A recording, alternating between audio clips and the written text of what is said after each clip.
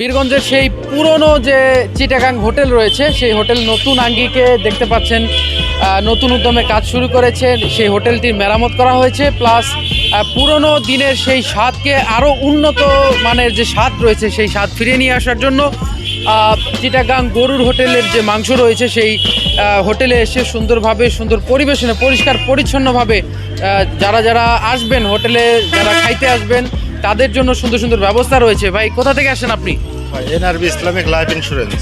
আচ্ছা, আপনাদের এগুলো টোটালি অর্ডার করা? জি জি, অর্ডার করেছে। কেমন লাগছে? অন্যান্য জায়গা থেকে আপনারা কেন করলেন না, এই চিটাগাং হোটেল কেন বেছে নিলেন? হোটেল বীরগঞ্জে অনেক পরিচিত না, আমরা অনেক আগে থেকে খাই, যেহেতু আমরা বীরগঞ্জের বাসিন্দা। আমরা অনেক আগে থেকে চিটাগাং নাম করা একটা হোটেল, চিটাগাং হোটেল থেকে আমরা সবসময় নিজেরা খাই, বাসার জন্য নিয়ে যাই, আমাদের অফিসের জন্য নিয়ে যাচ্ছি। আজকে দিন যাবত বন্ধ ছিল, 1 বছর মতো ছিলাম না, চিটাগাং গেছিলাম, আবার আসছি নতুন করে দিচ্ছি। আপনারা সবাই আসেন, দেখেন, বসেন। কালো ভুনা আছে, মেজবানি রান্না আছে, ইনশাআল্লাহ অনেক সুবিধা, অনেক ভালো, অনেক রুচিসম্মত খাবার।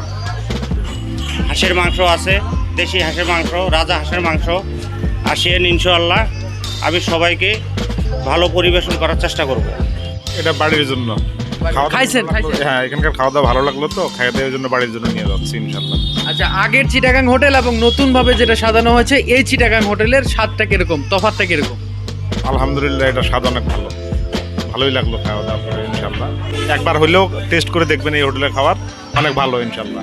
আগের তুলনায় অনেক সুন্দর এবং মনোরম পরিবেশ, এখানে খাওয়ার মানও অনেক ভালো এবং আমরা নিজেরাও এখানে খাই, প্লাস আত্মীয় স্বজন এবং বাসার জন্য তাদের জন্য নিয়ে যাই।